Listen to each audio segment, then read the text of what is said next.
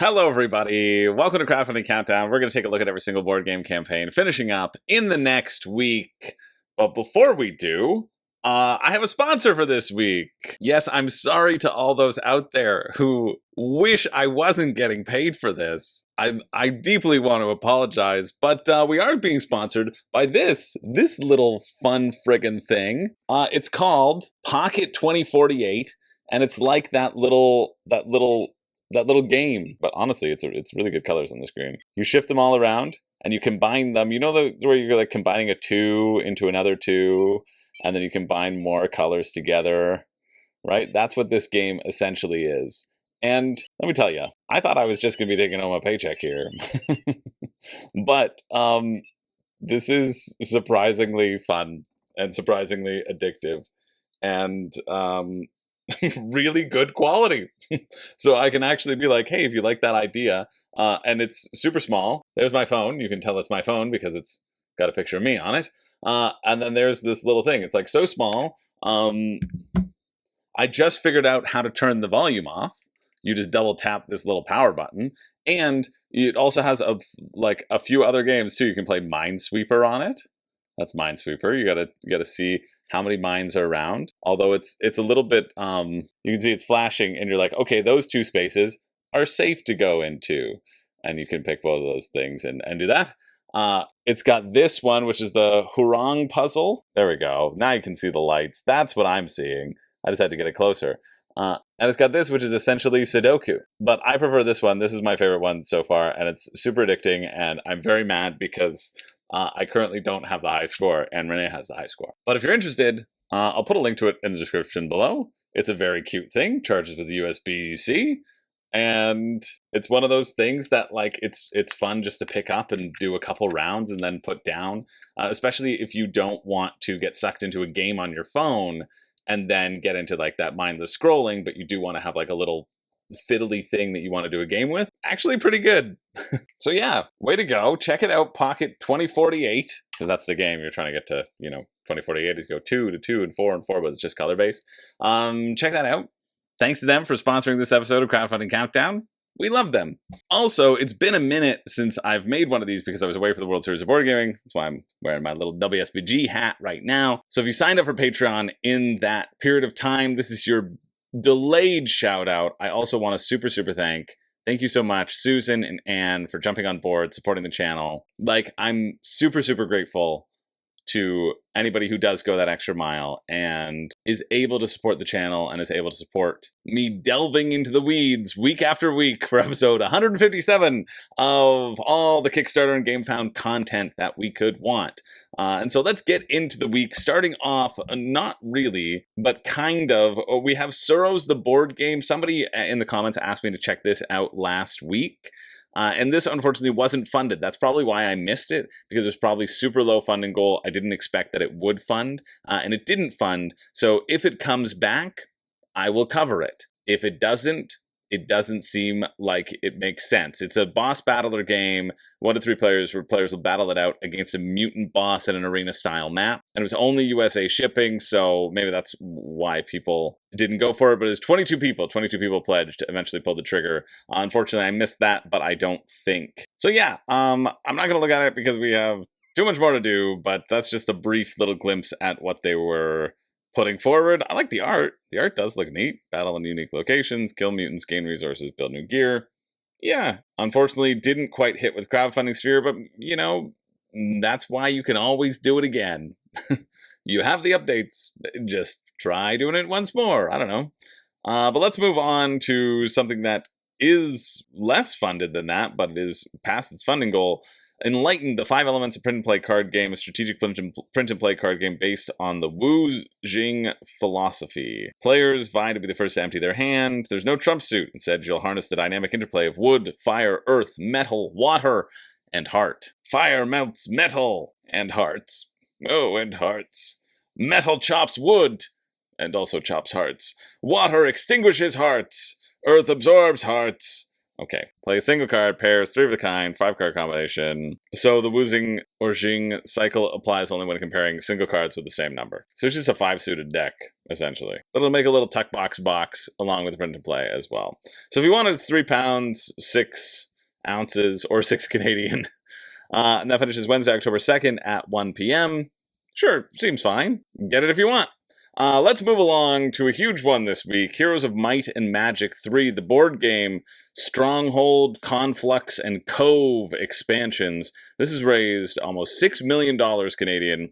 Didn't get a designated 5 reasons you shouldn't back because I already have one, and that's why people were going back and looking at it. And for the most part, it'll probably still hold water, although whenever there's a reprint, it's been out, or at least it's delivered to some people, so at least you can check in on people's reviews beforehand. This one really didn't interest me that much way back when it was around, right? Hello, everyone. Yeah, I remember mostly the lane battling system. This was back in 2022. I published this in December 28, 2022, where I ranked all the $1 million campaigns, and this one ranked at number 18 out of 30, which doesn't seem like I was that excited about it, but there's some interest here. I like the exploration aspect of the game. I really like this sideboard style where you're running out and exploring. Like that aspect felt fun. This lane battling aspect didn't feel that fun to me. But it's great that it did very well, and enough people are coming back to this well or jumping in that they're interested in it. Maybe you can create your own campaign because you've got a lot of components. Please create your own campaign and put it on a line so that you do our work for us and give us a community-driven content. Honestly, community-driven content is always great. When people are so into the game that they create their own scenarios, I think that's something that communities can do very well. Look at this, 20 kilograms, 44 pounds of beauty. Craig Hack can lift it. Can you? I don't know who that is, so probably not. I like the exploration, the fog of war that you know that there are lands out there, but you gotta flip it over. It's always exciting to discover, yes, I uncovered the exact right resource that I need, or wow, there's this big old monster that I wasn't expecting. That's kind of neat. But a lot of people complained about the lane battling and how it wasn't similar to the video game, I think in the comments of Heroes of Might and Magic, the 5 reasons. However, they had an expansion which did kind of replicate that battle a little bit more on a hex battler. I just like, especially because it's a lane battler, you don't really need all these minis because a lot of these minis are designated for the units that you have, and the units that you have are then like kind of moved over to the lane battling side, if I remember correctly. Oh, I need my straps. Yeah, this is where you're recruiting your army and your units right there. New content explained. Okay, 3 new factions, Stronghold and Conflux. Truly embody might and magic. In addition to this, Cove, a collaboration with creators of the fan mod Horns of the Abyss. Okay, so it's just 3 new factions, that's it. That makes sense.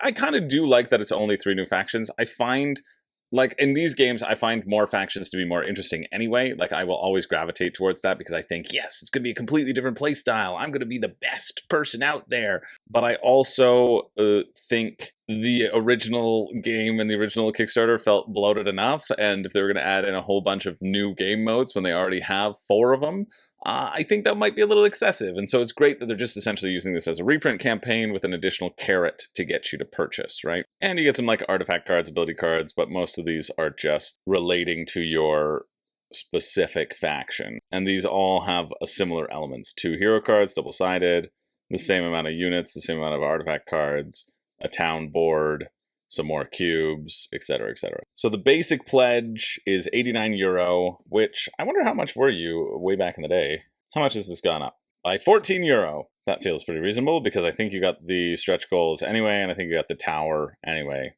way back then. Yeah, stretch goals and the tower expansion right there. So 75, it used to be 75. That was 2 years ago, essentially.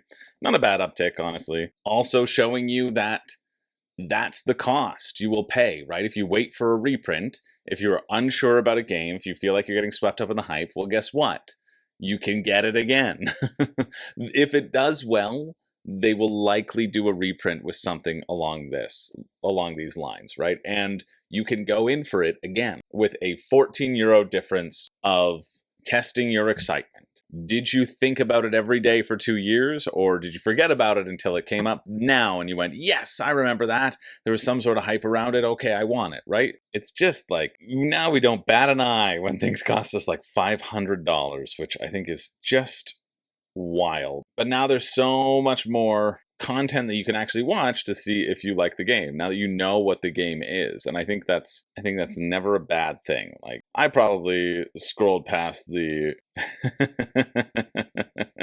and you can just get the core game. Legacy shipping is an optional add-on that allows you to receive all the items listed below, identified by the legacy shipping icon. Whether they're separate add-on or part of your pledge, this means your order will be split into 2 shipments. Or you can just get the base game because it's out now and you can purchase it. That's what this means. Oh, base game €34 shipping. Yikes. USA 28 shipping. Yikes. Oh, I now need to look up because so many people undervalue their shipping costs. And this is why I always harp on shipping. And this is why I say, yeah, it's probably low or whatever. Because so many people harp on their shipping costs. And I know that some people then turn around and say, nope, it'll be $100 more in shipping because they didn't realize that they needed to factor the container shipping into their price. They just didn't understand that, and they should have, as most companies do.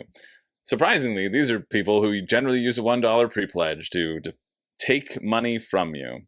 Oh, speaking of which, I got to get that up and check to make sure I'm not going to waste my time on anything like that. But yeah, it's still pretty pricey. It's still like $150 around there to get this to my door. Copyright by Ubisoft. It's like when I said in the 5 Reasons 2 years ago, I was like, hey, and like Ubisoft's not a great company. And people were like, it's not Ubisoft who did Heroes of Might and Magic 3. I'm like, yeah, but it's them who own the license right now. So if you're worried about royalties, just check out these copyrights. Honestly, the internet is a fun place to be.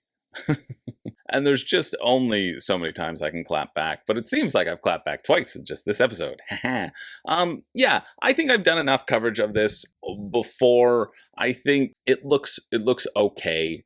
I think if I played it, I would likely enjoy it, but I don't see myself being blown away by it. That's just my current take on it for my own preferences. But yeah, check it out. I think this should just be for real fans of the IP. And if you are a fan of the IP, I think this will be different enough from the game that you might enjoy it. So there you go. If you're interested, the finish is on the 2nd at 3 p.m., the 2nd being Wednesday. Yep, Wednesday. Moving along, we've got Cosca, Take Over the Mafia. This one technically hasn't hit its goal yet, but it's 95% funded with a couple days to go. I am filming this Sunday. I'm a little bit later than I would normally like to be when filming Crowdfunding Countdown, just to give myself a little bit of breathing room, but that's what happens when you're in Vegas for a week. This is a strategic party game of gaining influence using secret bids and dice, which are never rolled.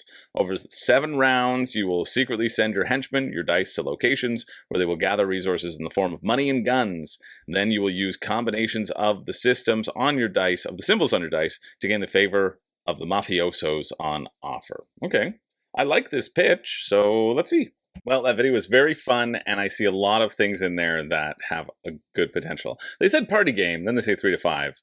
So, I don't know. I'd like to have more people at my party than just 3 people, but I mean, depending on the situation, 3 people can be a party as well. It looks like you have these dice behind your screen, and that essentially means you have a limited number of sort of bidding chips that you can put out, but they can be any type of bid. So you can rotate those dice. You're using dice as a proxy for one of 6 people. You can put all of your horseshoe men out. I also really like that when you control someone, you put a little hat on them, which is very funny to me. So I'm interested to read this rulebook. Only 38 too. Yeah, that's about the price. Yeah, €25. Nice. That's the price that I would want to pay.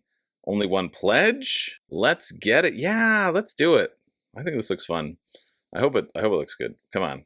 Give me the rule book. Yes, we do have a rule book. That's great. Okay, how to play. You set your dice behind the screen. You choose what you want to be bidding on, essentially.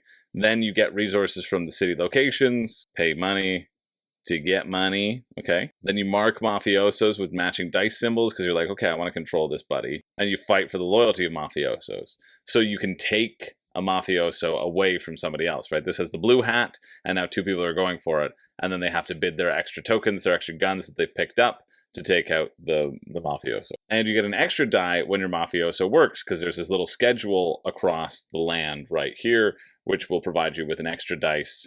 And so you want to be taking the loyalty of the mafiosos in the right time leading up to when you can use their extra dice or not. Cool. I think this looks very fun. English rulebook, yes, but I got a pretty good sense of it. Kind of just curious how many rounds at this point. I just love the hats. I really love the hats. I think it's so funny because I really love this yellow hat in particular. All the other ones kind of look like they could be mafioso hats, but that one's like a real sort of dame in the newspaper hat. Gain the loyalty of the most mafiosos by the end of the game. So you want to keep control over the other mafiosos, but you want to time out who you control based upon their work schedule. You'll have 3 henchmen die available every round. Yeah, I think this is good because then you can be behind the screen and be like, listen, if you go for that one, I won't go for this one, okay?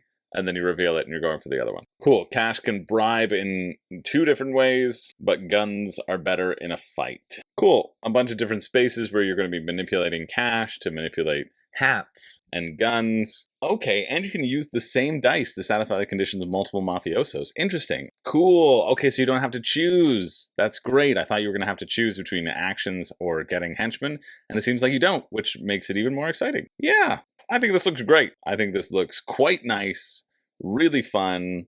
€25. What is shipping? Let's see. Shipping to the EU, 1 copy, €4? Amazing. Canada and Australia, that makes sense. €20. I mean, it's going to be a $60 game. I think it's pretty cool, though. Really light, nice little flow. Yeah. Much more impressed with this than I was expecting to, and I always love to see it. So if you're interested in that, that will finish also on Wednesday at 6 p.m. This is now Eastern time. I say that like I haven't been on Eastern time for a month, but maybe because I was just on Pacific time. That's probably why. Yeah, that looks great. Looks great. Let's look at this one, which probably looks less great. And just a funny card game is my bet, but I hope I'm proven wrong. 7 Secret Supervillains. Super new card game, win over supervillains, conquer the world. Sure.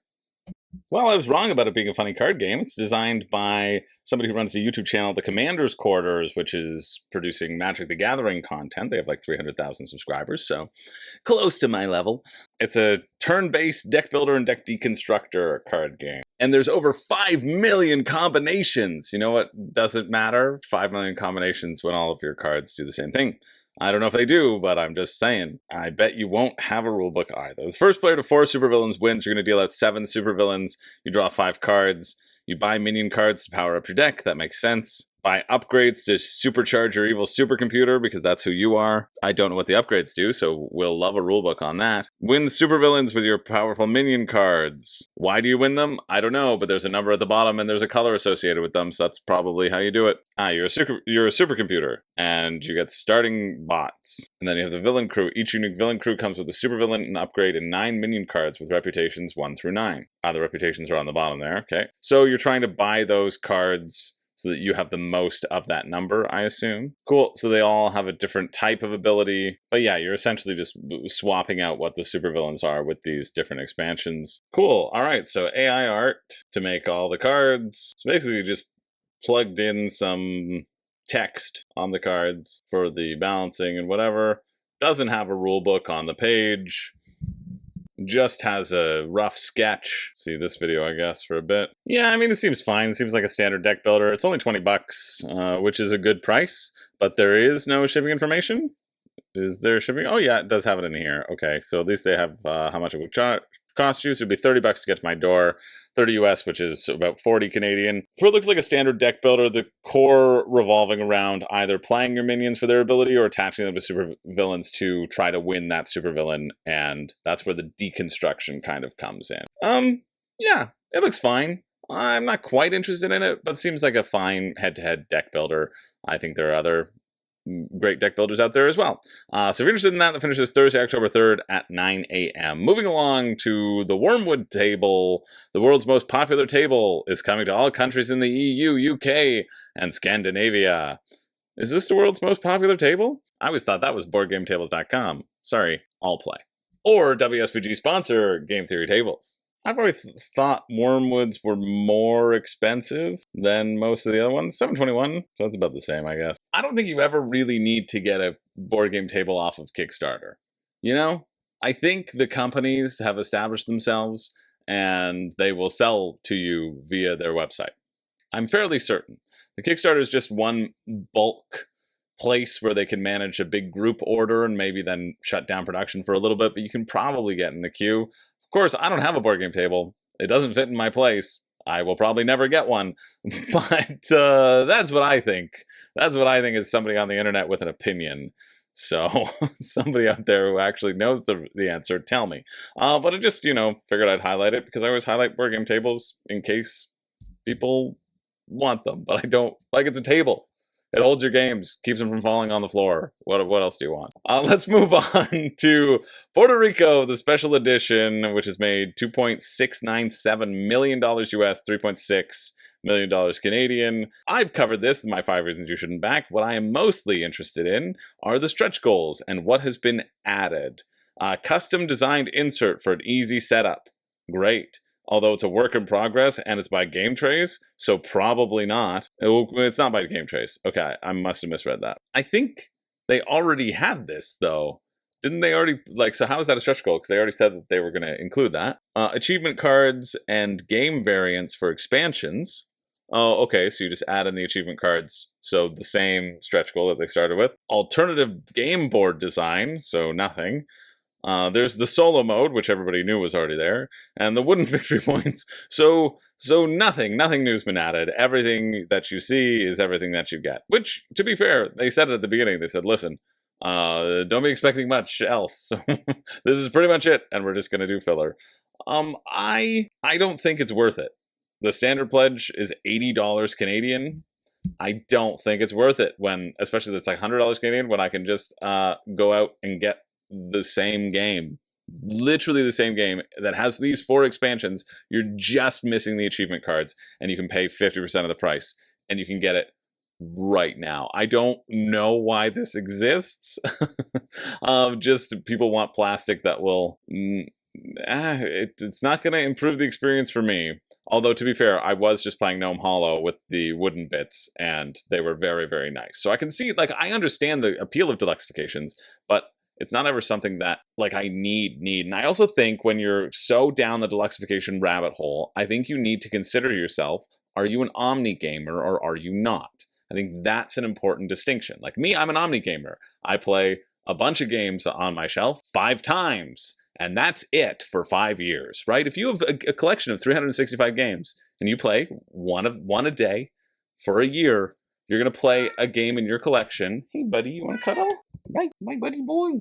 You can play that game on your shelf 5 times. And for those 5 times, do you really need the extra bling? That's kind of how I look at it. And that's what keeps me grounded. For your favorite games, yes, of course, amazing. You're going to play this 100 times? Sure, totally understand deluxifying everything.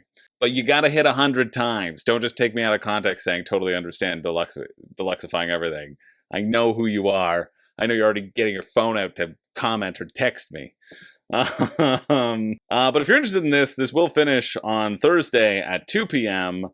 Let's keep it moving to this one. Epireia, the Hellenic Hegemony, governed an ancient Greek city-state. Everybody just sat up when they heard Hegemony. Hegemony? Is it Hegemony that has an expansion? No, it's a different game, but it uses the word hegemony just to titillate you.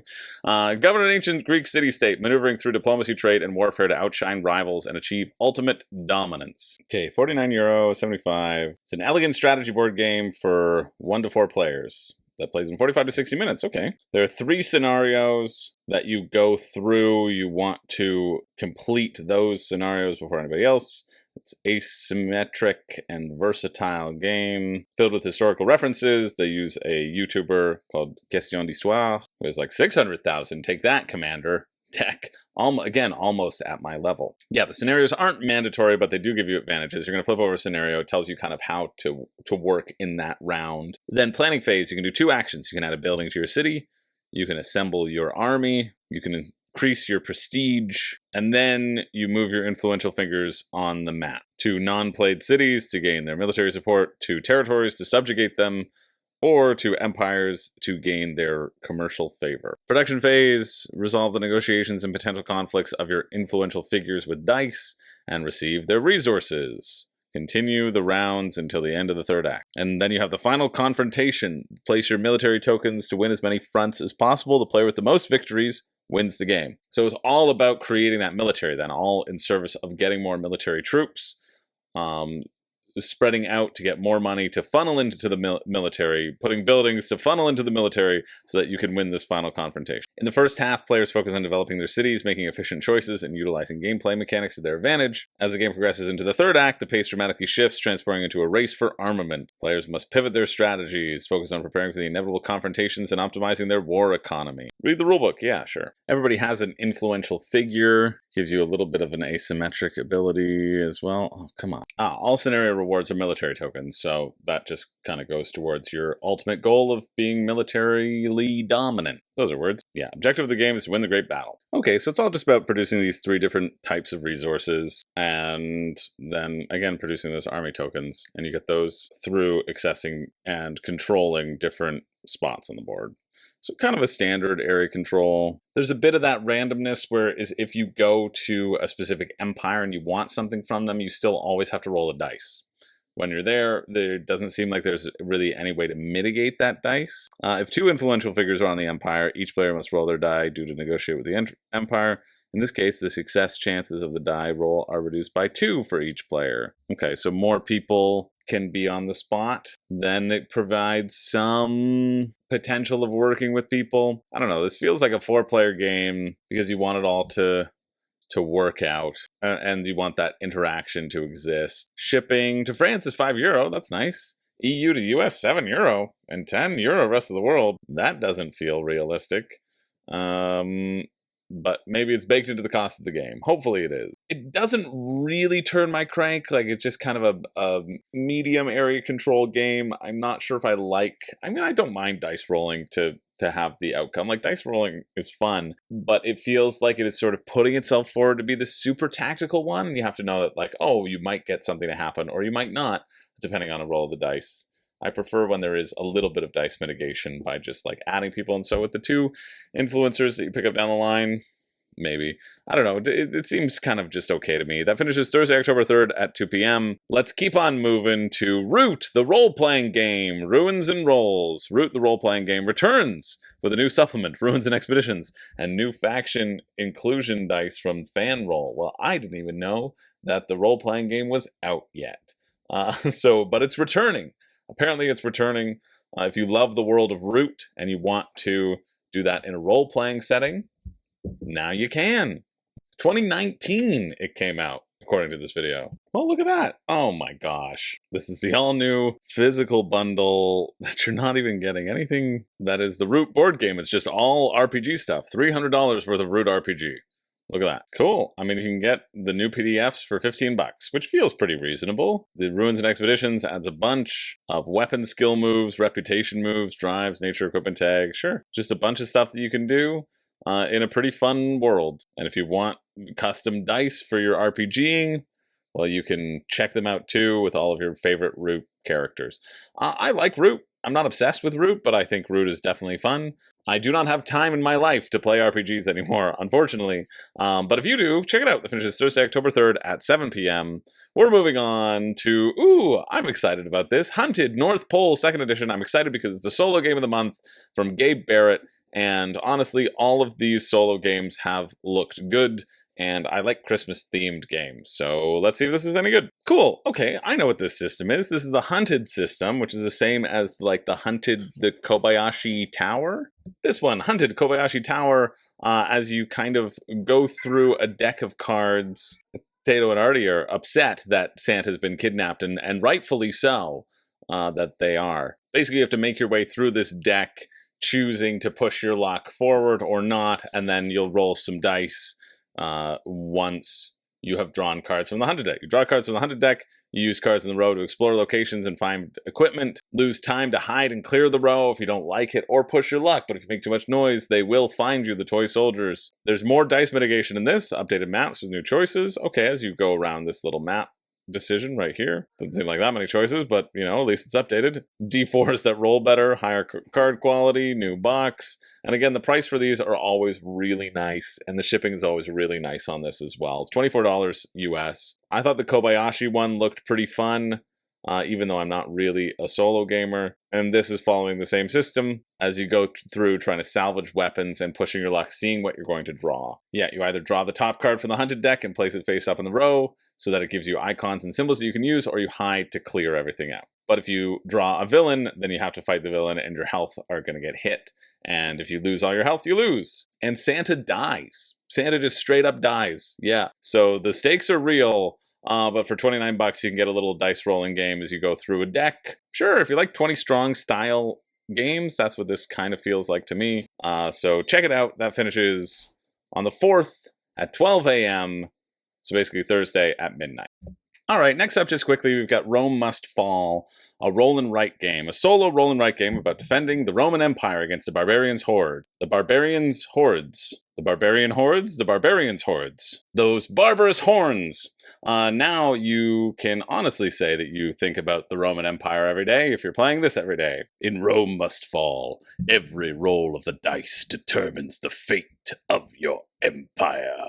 Defend 6 key regions: Gaul, Hispania, Illyria, Africa, Italia, and the vital Mediterranean sea lanes. Fast-paced dice allocation, tactical decision-making, and resource management and escalating threats. Each turn, roll 6 dice, strategically assign them to defend vital regions of the empire. But what do they mean? Who knows? Threat management. Barbarians continuously advance on your borders, represented by multiple invasion tracks. That's what these tracks are.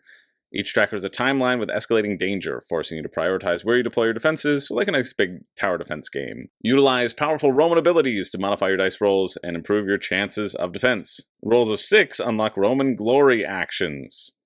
Glory! Allowing you to trigger such extraordinary feats as rallying your legions or reclaiming lost territory. As you lose regions or suffer penalties, you'll essentially have D3s instead of D6s, increasing the challenge. What's included? A 6-page rulebook and a game sheet. Are they going to show me the game sheet or the rulebook? Probably not. Oh, they will. Look at that. So you essentially know what number you're going to have to fight against, and it's 2 plus half of whatever the black dice is. And so you have to choose where to put your defenses, where you think it'll be blocked. It's kind of just roll as high as you can. If you don't roll that high, then the barbarian rolls higher, you lose. That doesn't seem that exciting. Pretty much it. But, then again, it's a $5 Canadian print and play. So if something of this sort of tower defense rolling and the theming gets you going, you might as well check it out. That's all we're going to say on that one. That finishes Friday, October 4th at 11:59 p.m. Keeping it moving forward to Toppa, a small but surprising strategic tabletop game that looks like tic-tac-toe, but probably isn't. Super fast setup and quick gameplay makes Toppa a fun and highly replayable game. Oh, it just lost a backer. That's unfortunate. I haven't even started talking about it and it just lost a backer. Uh-oh. All right, it seems kind of simple. You're going to put these 3 color chips down secretly, then you're going to cover them with checkers. Toppa, you're going to put them on Toppa. There's that. And then you reveal checkers one at a time, trying to reveal green. If you reveal yellow, you get to stack on your opponent's board. And then if you reveal red, you have to rotate things around. So it's really just a little memory game. Oh, the little rules right here. Beautiful. But that was a great video. I feel very confident that I know everything of how to play. And it's $29. Honestly, I expected it to be more. Generally, these games with a very small print run that look like they're made out of wood often are too expensive. I mean, it's still $40 Canadian, and then shipping for me is going to be not listed. It only ships to the United States, and shipping is $12 to the United States. So it's $41 for this game if you want it. Not a bad little abstract game if you like it, of just going back and forth. I think if somebody has a good memory, this isn't going to be complicated enough to throw them off with the rotation, etc. I think it is just a little simplistic for me to be that interested in it. I think I would play it once, go, yeah, and then move forward. But if that interests you, that finishes Saturday, October 5th at 9:14 a.m. But we know what it's going to be in the grunt down. It's going to be, yeah, if I remember to do the grunt down. Next up, let's see if this abstract has anything different. We've got Overgrowth, the board game. Will your blossoms dominate the meadow before your opponent claims victory? I don't know. Let's find out. All right. The whole video is like, hey, we got a beautiful oak board, and that to me says, oh no, it's going to be too expensive for me. It's 58 Canadian, 32 pounds. Players master the art of strategy. I've always wanted to master that. 15 to 20 minutes. You put your little blossoms to start, and then you're going to move these action selection tokens up to 3 spaces around the board. So if I move at 1 space, I'm choosing also the actions that you have access to, which I like. You're trying to create a continuous connection of blossoms from your shaded area into the opponent's shaded area. Alternatively, when one player places their last bloom token if no connection has been played, then the player with the most blossoms on the board will win. That makes sense. So, but the action selection dictates what they can do on their turn. There are 4 actions that feature in the game. Oh, okay, so interesting. I need to see what these action selection markers are, or if there's doubles of each. Seems like there's doubles of each, so I can deny, but it's basically if I choose one, then you get access to the other 3. That's what it looks like. So you can grow, place a thing beside you. You can cast, put it 3 spaces in a straight line. You can spread, you can place 2 tokens horizontally across the board. Can't be reoriented. I guess why you would want to throw is it gives you a little bit of a place where you can expand from. Finally, you can have overgrowth. Due to the fact that orange's blossoms are surrounding a blue blossom on 2 adjacent sides, this one right here, you can turn it into one of your own. Yeah, I mean, I think that's cute enough, but it's $58, and then delivery estimates, UK £4, United States £18. I think they have Canada on there. Doesn't look like it. Oh, but it's not registering. My Control F isn't registering in here. World 1 generally covers countries in North America. 1720. Right, so this is like a $70 game for just like, I don't know why I wouldn't play Othello. You know, it's a variant of Othello. If you are a huge Othello fan, maybe this will really get you going. I'm sure the pieces are great. I'm sure it does look nice. But I also, that might be an appeal for people. If you really want an abstract game that's not chess, something that's a little bit different, you could try it out. For me, not really that interested. But if you are, check it out. The finish is Saturday, October 5th at 12:01 p.m. Let's keep it moving. I mean, I should have warned you at the beginning. There's nothing of worth this week. Now that you're almost at the end, I can tell you this. This is the next one called Can't Go, the game of poop, points, and pandemonium. That's what we've arrived at. It's that time of the night or the morning. Hilarious gameplay. Okay. I like to laugh. Options to be mean, which is me right now, or nice. Well, I'll try that one. Super cute kawaii artwork. You're in for a treat. Okay. Well, this is certainly better than the Go Poo game that will be soon on Kickstarter, or is on Kickstarter now, doing about the same, and they paid Launch Boom money to promote it. So these people didn't. So 100%, I'll be very happy to cover this game and give a little brief description. Well, we weren't recording. Of course we weren't. I took a break. That's why you never take a break. But there's nothing that we missed here in this poop game, so I'm honestly not that perturbed that I took a break. You're building up poops, and then you're throwing down toilet paper and saying, I had the most toilet paper in my hand. You shouldn't have made that poop worth so many tasty points. This is the second time I've had to talk about it, and I blame you for it. Tameri looks good. I was just running through a couple extra things right now. It's going to be $120 Canadian for the base version for me, $120 to $130 after conversion and shipping. But it is pretty fun. It does look pretty fun. You're going to drop some marbles into this pyramid, and they're going to spit out, and that's going to determine what the weather is. You also have this action card that you're going to draft, and if you match the glyph on the previous card, you then get to take both actions instead of just one, which I think creates an interesting sort of balance. And then you're going to have the worker placement aspect, which I am currently looking up to see what the implications of that are. That's kind of where I've gotten to in this short version of me rambling through everything. But I think it does look really cool. The cards also have the turn order on them, which I like. It's like, hey, this is inherently more useful, so you're going to be going last. So you have to choose, hey, am I going to be doing this farming action, or is everybody going to be farming? And then I will miss out. And I like that tension of trying to figure that out with everybody. And you can always play it face down as well if you don't want to take the action, but then you have to pay for it to do a different action, which I love, that flexibility, but with a cost. I was also saying that after the poop game, I was going to give up this crowdfunding countdown forever. But Tameri is making me rethink that. You know, it is lovely when something just surprises you and just fills up your cup. And that's what Tameri does for me. There are 8 possible actions. 4 of them require you to place a worker on the game board, while the other 4 do not. Farmer, place it in the fields. Each farmer will be able to produce 1 or more resources in the future if the field they're in is productive. Cool. So if it actually yields something. Merchant. If none of your workers are in the market area, place 1 in an empty space between 2 stalls. That becomes a merchant. You can always move it. You can only have 1 merchant on the board. And then you can trade, place any one resource from your supply in the center of the market, activate the 2 stalls next to the space, taking 1 resource of the type indicated from the stall from the supply. Each player whose merchant is also next to an activated stall takes corresponding resource. Okay, cool. So if you do the action, it doesn't matter. Somebody else might give you resources. Or you can take all the resources from the center of the market that people have thrown back. The riffraff. Seems like you want to immediately get your merchant out, because you get stuff when anybody takes the merchant action. Builder. If none of your workers are in construction, you can place 1 on the bottom space, becomes a builder. If you already have 1 there, you advance to the next space. You can't have more than 1 builder. Okay, great. This is how you build buildings. You just move along the building track so that you can have your selection of cards to build. And finally, priest. You advance your priest in a temple. You can never have more than 1 priest in each temple. Yeah, that makes sense, because that's what everybody else is doing.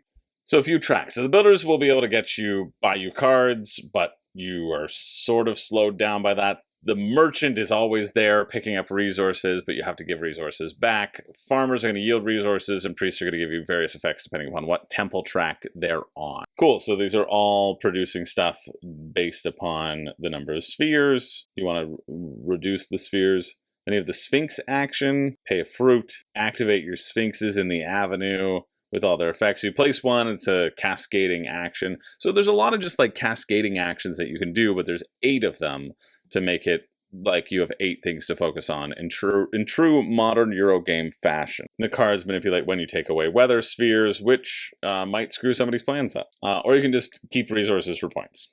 All right. Yeah, I mean, I like all those little mini games that are being played there. That's what that seems to me. All those little mini games seem fun. Yeah, it seems neat. Would I pay $130 for it? Absolutely not.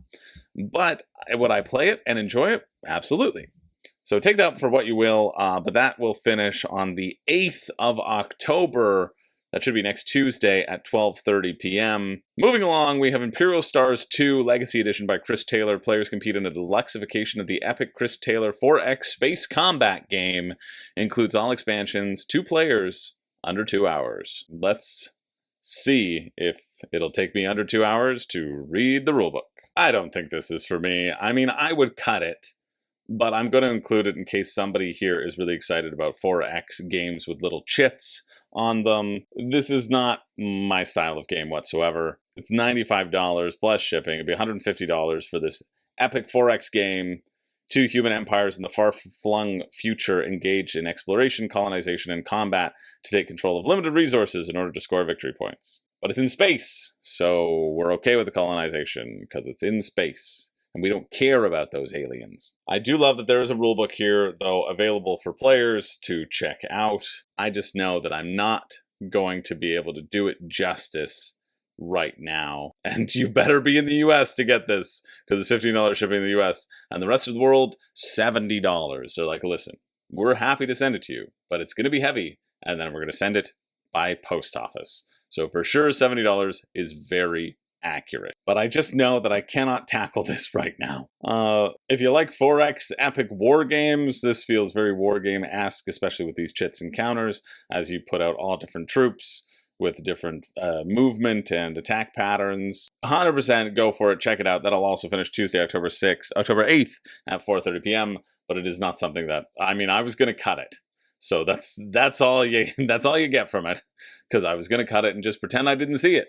But instead, I figured I'd mention it in case you love that. But I'm not looking at it. Okay, but you know what I am looking at? This one, Rayman the board game. This seems like it's more suitable for my dumb little mind.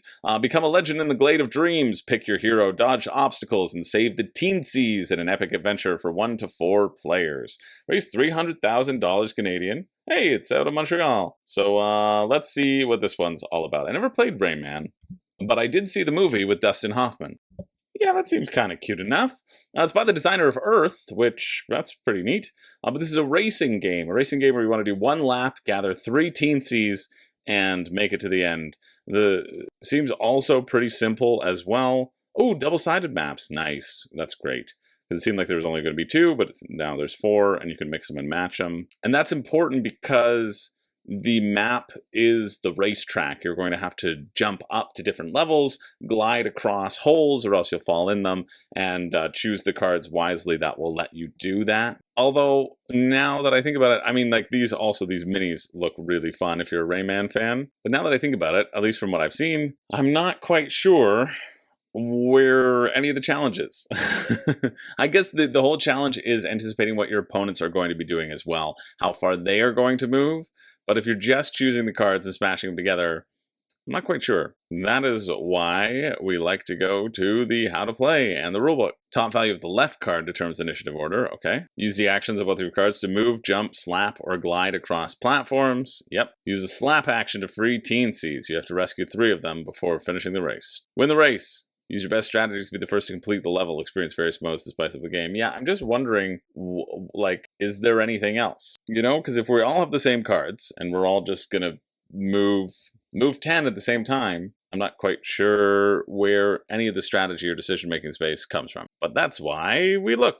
At the end of the turn, the player furthest from the finish line gets 1 extra movement action. Yeah, so Heat's catch-up mechanic. Once every player's had their turn, move all projectile tokens 8 spaces forward. So you can throw a bunch of stuff at each other. Yeah, I just feel if all of your cards are available, it's just potentially solvable. I do like it how it is framed as a race, is that you like sort of scramble frantically. Kind of wish there was something chasing you, but then that would probably mean player elimination, and I don't like that. Yeah, I don't see much more to it, which is a bit of a bummer, because I just don't think it's going to be that replayable, because there's not enough things that are going to differentiate each play if you're just playing the same cards. I don't know. But it's only $47 US if you're a big Rayman fan. Shipping is 16 or 22 Canadian. Canada 14 to 29, 229. 14.29. It's not a decimal. I don't know what this means either. Let's assume it's 29, and then it's like a $100 game for me. You know, 94. Dang, I really like the concept, but then the continuation on it made it not quite it for me. I just was hoping there'd be a little bit more. I think if you want a racing game, I don't see... I see Heat giving you a better experience than this will give you. But if you're interested, check it out. The finish is Tuesday, October 8th at 5 p.m. And that's it. That is it for the week. Every week I do a pick for me and a pick for you. The pick for me being the thing that I think is the most interesting, that appeals to me the most. So if we have the exact same tastes, it should appeal to you. And the pick for you being, well, I think if you get this, you won't be disappointed because the gameplay itself seems solid. Or you will be the least disappointed out of all of the picks. You still might be disappointed, but you will be at least a little less disappointed. Kind of like my parents with their children. With me, they're just a little less disappointed. Let's do a little grunt down though, because apparently I missed it last week. Not out. Yeah. Nah. Meh. Cool RPG. Yeah. Nah. Meh. Literal poop. Yeah. No. And no. So, kind of a mediocre week. I think there were only 2 that I felt good about. My pick for me, I knew it would be, is Cosca, Take Over the Mafia. I think this looks quite fun. It's a contemplation for me. I like the idea that you're choosing your workers, you're choosing your symbols, and how those symbols essentially not only choose the actions that you take, but choose the people who you engage with and potentially win over to your side. I think that seems pretty cool. I hope this gets its funding in the next couple of days, and I hope I won't be sleeping with the fishes with all these mangy beasts running around. So yeah, Cosca takes it. And then the pick for you, I think, is going to be Tameri. Tameri, I think, looks solid. There's a lot of interesting little mini games going on. It's way too expensive, right? You can just get any other Euro game, but this also is a Euro game and looks like a well-made one. So I think this is going to be done pretty well. And I guess we'll see in 3 years' time when we do the crowdfunding retrospective. Hey, I should add that to my content schedule for the next year. I was planning it out today. So that's it. There we go. That's it for the week. Meh, kind of a meh week, but it seems to be that way until it's not. But I appreciate you all hanging out with me as we get back in the swing of things, as we finish strong heading into the last quarter of the year. Oh, that's another thing that I promised to cover. Good we'll see if that arrives at my door as I get overwhelmed with the amount of things I've said yes to and want to honor that sort of coverage and commitments because, you know what, games are good. That's the thing, right? Like I've said yes to a bunch of games that all look pretty good. And I think they all look better than a lot of crowdfunding stuff. Crowdfunding, again, is such a hit or miss thing. You will find these gems. I really think Cosca is potentially one of those gems, but I also think that there's so many other great games out there. There's so many great games on your shelf. Remember, you don't have to purchase things. You can just window shop. That is a possibility. You can just look and see and decide, yeah, could be cool. Not every game is going to be the be-all and the end-all. Some might be the exact thing that you've been looking for all this time. And when that happens, well, you'd be an idiot not to go for it. But you also have games on your shelf that you love and enjoy. That's not the metaphor I was going for. Make sure your excitement is at an all-time high if you're going to be repurchasing this crowdfunding countdown. That's all I want to say. But thank you everybody for being here. I really appreciate you being here. The ones who stick it out, the ones who've been here, 157 episodes. I'm in awe of you. Artie and Potato are fighting, but give yourself a big old thumbs up down there. That's for you. That's not for me. That's for you, okay? Give yourself a big thumbs up. My name's Chris George. I don't have a catchphrase, but I do have cats that are just rolling over their buttons, and they do not know what they are saying. They have erased all of my words. We're gonna end it here, but I'll see you in the next one.